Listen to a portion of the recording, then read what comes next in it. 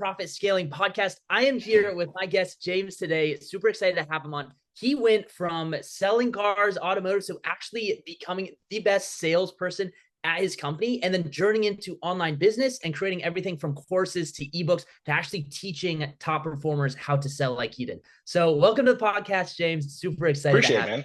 Thank you for having me.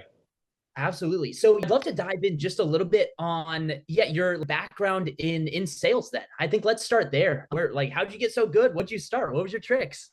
Hey, I've been all over the road, man. I started out in a dementia unit, realized, hey, I was really good at talking to people who didn't understand logic into logical things. A mentor of mine who was successful doing door-to-door said, hey, kid, why are you talking to illogical people about illogical things? Go talk to logical people about logical things.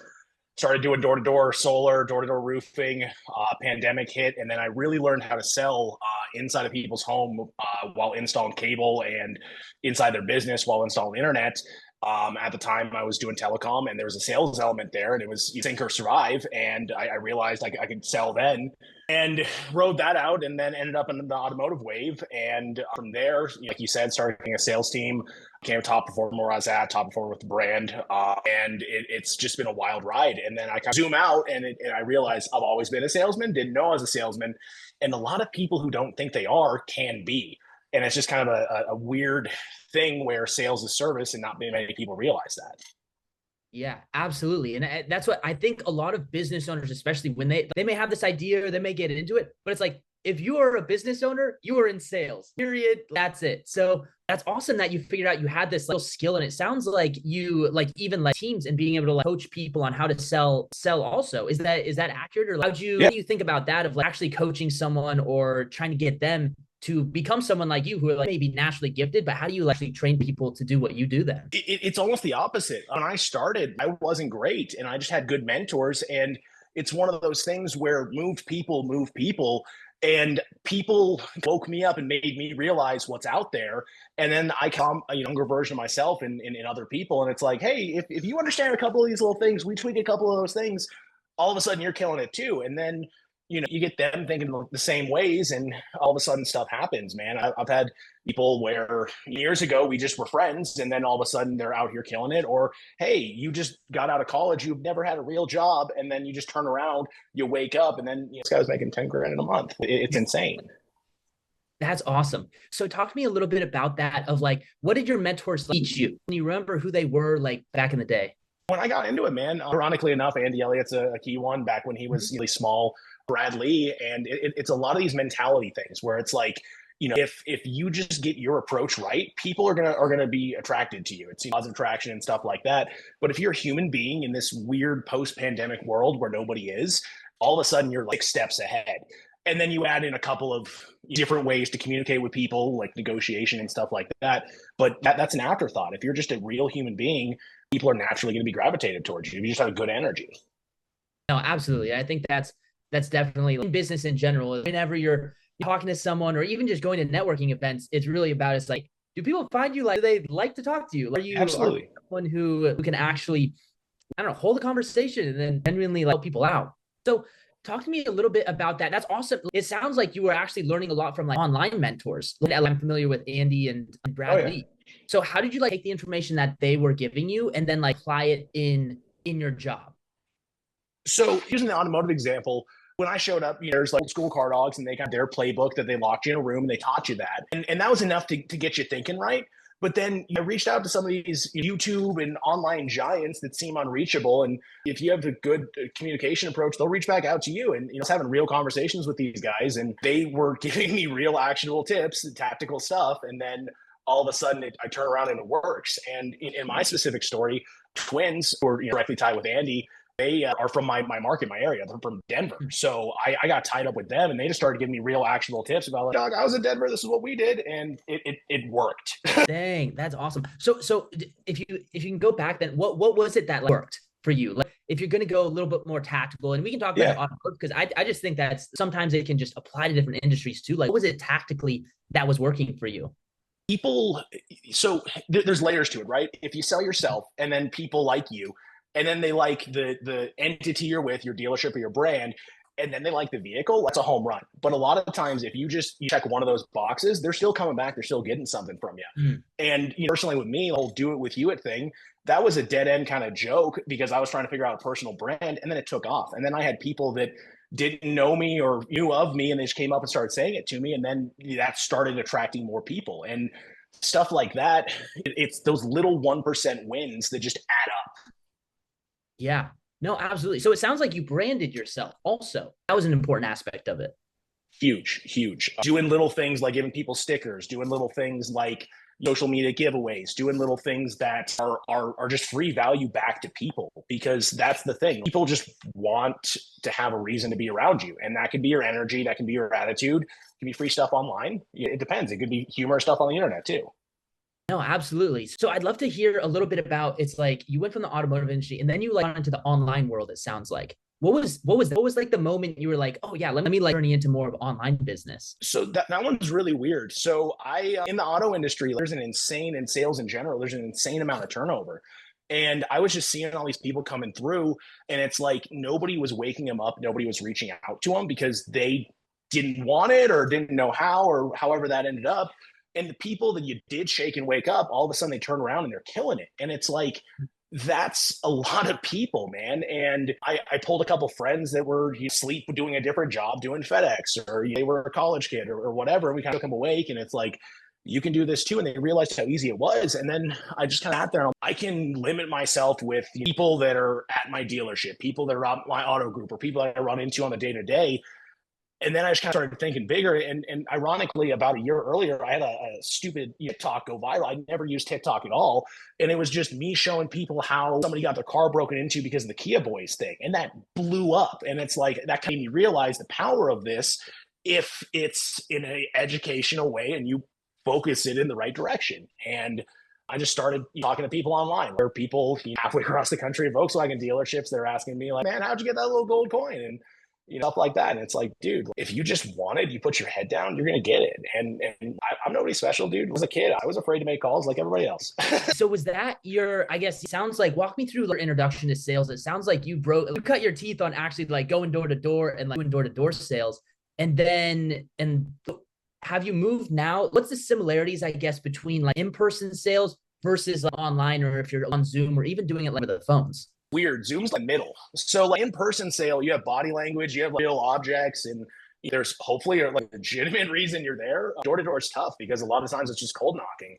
On the flip side, phones, there is no body language. You don't get to see their face. I don't get all you have is tonality. And the cool thing about Zoom is it's that halfway in the middle. It's the best way to have the best human to human interaction you can while reaching as many people as possible. Because I've been in Zoom calls that have 100 people in there or more, and they feel like we're all in the same room, versus you do that on a conference call or something. It's tough, man. No, absolutely. So walk me through, I don't know if you can remember some of the stories of some of the biggest deals that you were a part of or that you actually closed, and like how those happened.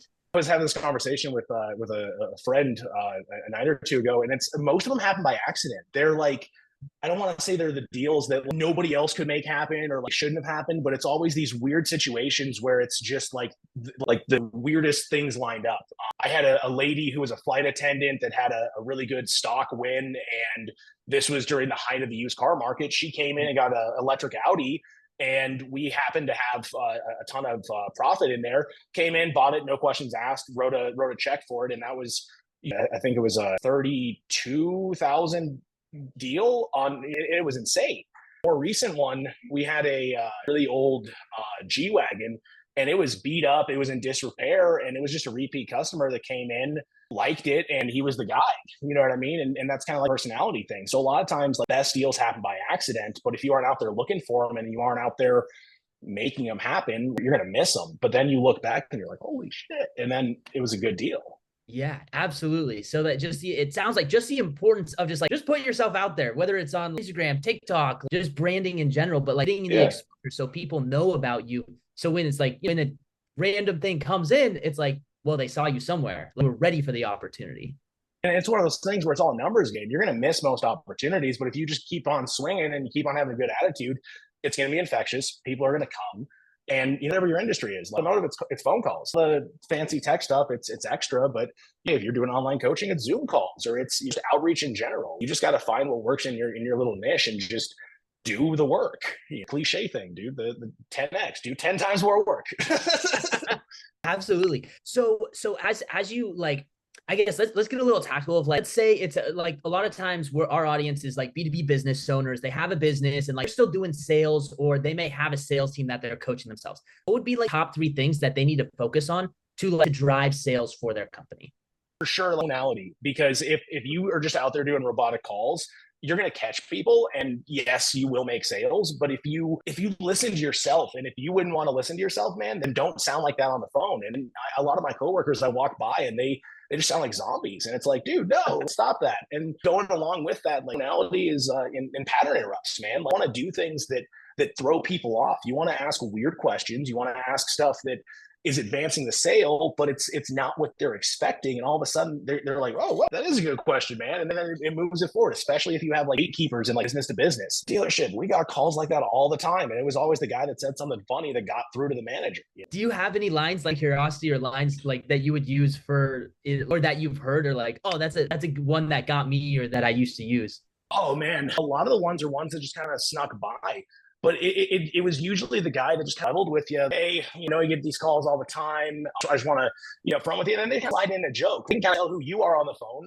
I might look like a sir, but I'm way more of a dude. And if they're on the phone with me and they're like, hey, dude, I know this is annoying, and I know you get these all the time. I just got, like that. It just makes them human, and it makes you want to help them versus these people where it's like, oh, you guys called 18 times this week. Next. He sounds horrible. He sounds like a robot. Or even DMs, man. Like, people just hit me up in the DMs. I'd love to teach you a good sales pitch because like the 12th person that's hit me up about drop shipping. Please stop. That's great. Yeah, it's fantastic. I don't think that's talked about enough is tonality of. So what are some things that someone could do to practice tonality? People might come from like tech background and like, we're designing this company that we believe is going to change the world. But it's like when we're talking to people, or if we're presenting to higher levels, or even like venture capitalists or investors, what are some things to practice with tonality? Mirroring. That's the first thing that like door to door. And this was like in 101 for me when I was terrible at sales. I would stand too close to the door and I would be too rigid or too casual. And especially like if we're talking like a boardroom business to business kind of situation, you want to feel your audience. I tell people you can sir a dude, but you can't do to sir.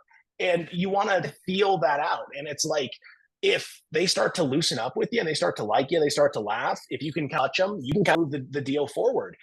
And what I tell people is tonality, go a level below them and see what that does. Because some people are always going to lead the conversation. That's how it is.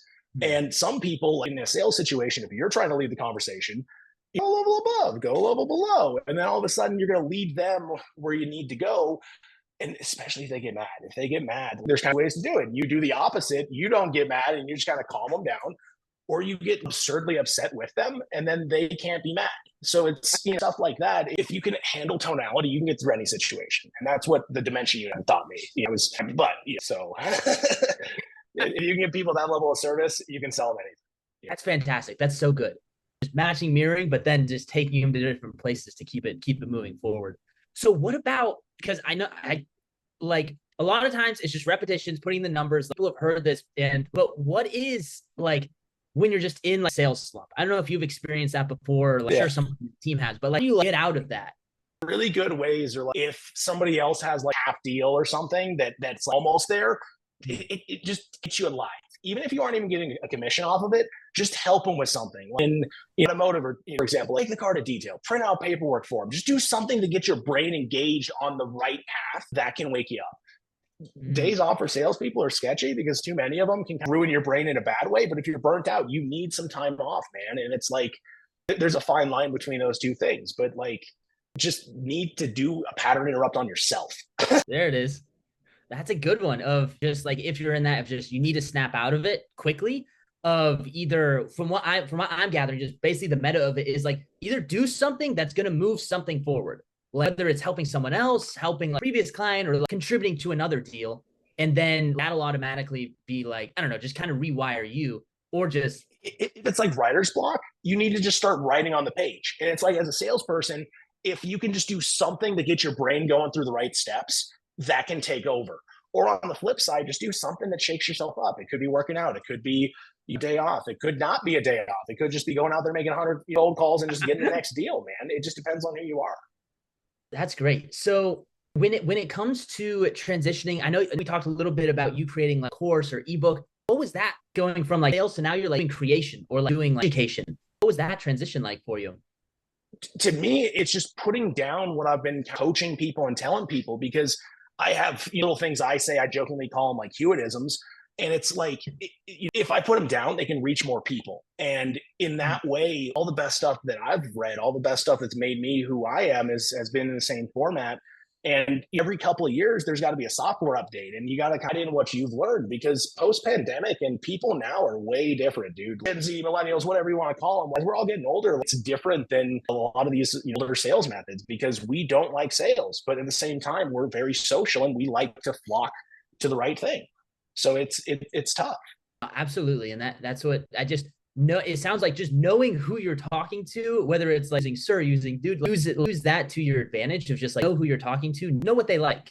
It sounds like. Absolutely. You got to cater to your audience. And at the same time, you got to know who you are. And confidence breeds competence. And it's like, I look back when I didn't know who I was, 18, 19, I couldn't sell because I didn't know what I was talking about. On the flip side, as you figure it out, you start to kill it, man. Well, that's fantastic. So let's talk about that. Confidence comes from competence. So let's say you're just starting out in business, or like a newer business owner, or really don't have that much, I guess, like confidence, like maybe the first business, you may be someone younger. How do you go about building that competence, which leads to confidence when like just starting out and you really don't know what you're doing? To me, it's kind of that brute force method. If you have a sales element, it's the cold calls. If you are in your own business, it's telling people like, I am this. It's saying, I am the flower shop owner. I am the car salesman. I am the sales coach. Whatever it is, you just have to start acting out that role, and you're going to have imposter syndrome. And eventually, you kind of realize it's all silly, because it's all your own perceptions. It's all things you made up in your own head. And as you get through that, you get the confidence, and then you become what you've been working on.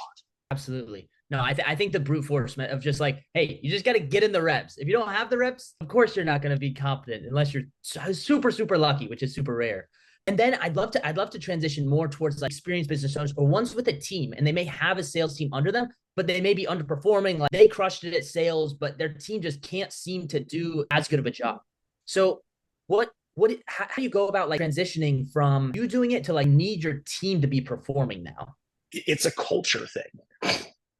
People don't quit jobs, they quit leaders. And you have to set the tone, set the example. All of my best leaders in my life, they've always had something that I wanted. They've always made something of themselves. And it's like, I want to mirror that and I want to become that. And then all of the worst leaders I've had in my life are people where they're just repelling and it's somebody you don't want to be. So culture is the biggest thing. You'll have salespeople, man. You'll have salespeople that'll go and work for less because the culture is less BS. And if you're sitting there and people are falling off, people are underperforming, it's a culture thing a lot of times. It's so weird because business is stats. Business is looking at it on paper and saying, you cut this out, versus sometimes with this aspect of it, you got to go in there and make sure that the culture is airtight, because that's the difference between having a small business and having something that's giant, that's attracting people to it. Absolutely. So what I totally agree with you. I think culture is the biggest thing, is like this determines if a business survives or not. So what happens though, if you're going into a company, let's say you're a sales leader or like brought in like as a CEO to a company, and the culture is honestly not that great, but you're in a position now to change it. How do you go about transforming culture? Especially if you're coming in at the top, that's a huge advantage, because you need to change the mindset of the leader to change the culture. And it's one of those things where if you're coming from the bottom up, you're in trouble, because you can be infectious and you can kind of have that social authority with people, but that's a good way for them just to cut you out of the system too. If you're the leader and you're coming from the top down, you have full control. There is no reason that you can't set the example. And it's one of those things where it's trickle down leadership. If you make it work, people are going to get with the program or they're not. Versus if you're just repelling people, you'll turn around and you'll be like, oh, dude, I just blew out my entire sales team. What happened? And you'll get a new one. And it's not meant to be like that. Especially if you guys have a good coaching, good mentoring, good teaching program, like that shouldn't happen. I'd love to talk a little bit about that though, because I feel like that's not common in a lot of companies is like continual training or coaching aspect of it. So what like talk to me a little bit about the importance of that or how to internally develop it if you're the owner, if you're the CEO and you want to provide whatever resources are necessary for the team to succeed. You need to have like best practice meetings. You guys need to kind of sit there and take the people that are killing it and say, hey, what are you doing? What are you doing differently? And then you need to try and apply that to as many people as you can. You're never going to be a Huett. You're never going to be whatever your top salesperson is.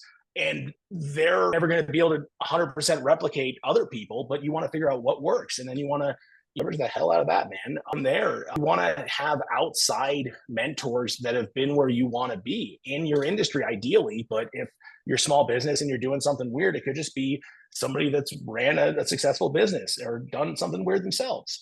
Those are the biggest things. And internal mentorship is so important. You want to have accountability partners in a way, but you want it to be casual. You want it to not really be a pressure kind of thing. You want to have people that push each other. In my auto career, me and a buddy, we were always pushing each other. And it's that friendly competition that doesn't stomp on each other, that just drives. Could be another business. You want to have your own peers. That's incredible. I think that's so key.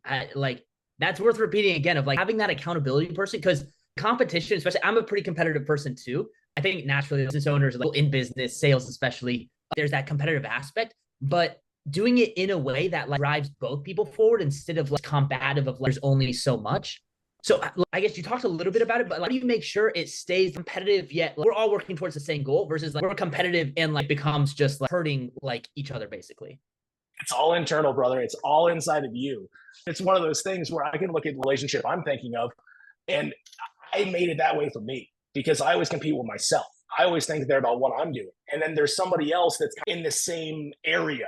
If you start competing with the other person, you're either going to make that relationship weird for the other person or you're going to kind of burn yourself out. And it depends on how much time you got. We're all competitive, but then run that out 3, 5, 10 years, man. It's a different feeling.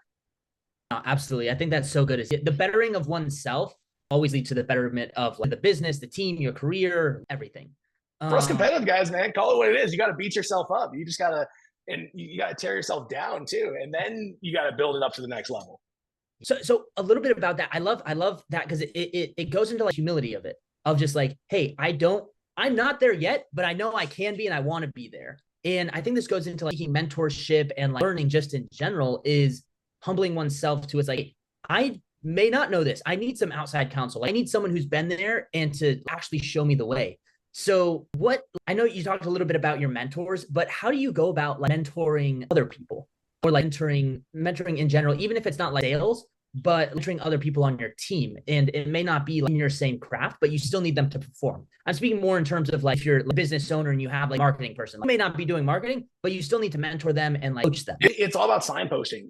And I do this a lot too. I might not be the guy, but I might be able to say, hey, you need to learn this. This is a good place to go learn that, in the same way that like, if I sat down and I realized I needed a skill, if I had to pick something up, that's what I'm going to do. I'm going to go and find the right mentor. And sometimes if you're leading a team and you just need your marketing guy to figure that out, if you find the right marketing guy, you're like, hey, maybe go listen to some of that. Well, a lot of the resources we have, they're so readily available. They're out there. You either have to put in the time or you have to write a check and speed it up. And sometimes when you write the check and speed it up, that's like having the guy on the corner that says, this is exactly where the best restaurant in town is, as opposed to going on Yelp and guessing and figuring it out. And there's a balance there. Like all business, man, don't write a check. Just point the guys to the right places and have them learn from the right people. And it's reverse engineering. Everything that I've done that's been great, I've looked at somebody else and I've been like, that worked on me. I'm going to use that in a different way. That's fantastic. So one of the 3 pillars that I usually go off of is vision, velocity. And when it talk about vision, I know it's like casting vision for the team or it's like that's talked about. But as a leader, how do you actually do that of like, hey guys, here's where we're going? Or like, how do you empower the team to be like, to take ownership of like vision that you're casting? You need to bring the team with you. So like your business, you should be the dictator. You need to lead it and drive it. And it doesn't need to be democratic. It doesn't need to be like public vote, but you need to have everybody on board. You need to be like, hey guys, this is the plan. This is where we're going. This is why we're going that way. That way you kind of have the group momentum, because all you guys are pushing a rock and everybody's pushing it towards the center. The rock's not going anywhere. Versus if we're all pushing the rock in the exact same direction and it's the direction I chose, your business is going to flow. Your business is going to function. And that's going to get you the vision. That's going to get you the velocity, man. That's going to get you most of the formula there. That's amazing. I think that's so good. And the analogy of everybody pushing in the same direction instead of chaos, because I've just seen that with a lot of companies that I come into, is like everything's in chaos. Nobody knows like what exactly they have their own thing that they're doing, but they don't know like, hey, how does this all play towards the goals of the company, the goals of the entire team? And then my last pillar is vitality, which is really like being able to do it over the long term, which I think for sales is huge because you don't want to burn out. But like, can you talk to me a little bit about that, of like how you do sales over the long term without burning out and like continuing to enjoy it or find it new or exciting in those ways? If the person that's telling you how to do it doesn't seem long term, don't listen to them. The people that I know that are the best in sales are the healthiest people I've met. They are some of the most disciplined. They are some of the most dedicated people. And they sat down and they chose in the same way that like, I'm going to be good at sales. They chose that they're going to be good at their health, because those things go hand in hand. And burnout's real, man. I've had that at a couple points in my career. And it's like, you can do the cheap, quick way through life, but then you're going to hit a wall and then you're going to lose that time. Your body has to recover. Absolutely, man. So with that, I'd love to wrap it up here. Is like, where can people find you? How can they get in touch with you? And what are the people that you're looking to work with, or what types? Right now, I'm kind of trying to help people get into sales. In general, if you need any sales tips, reach out to me. I'm on pretty much all social media. Jay Huett Official. Text my phone too, man. 970-413-2819.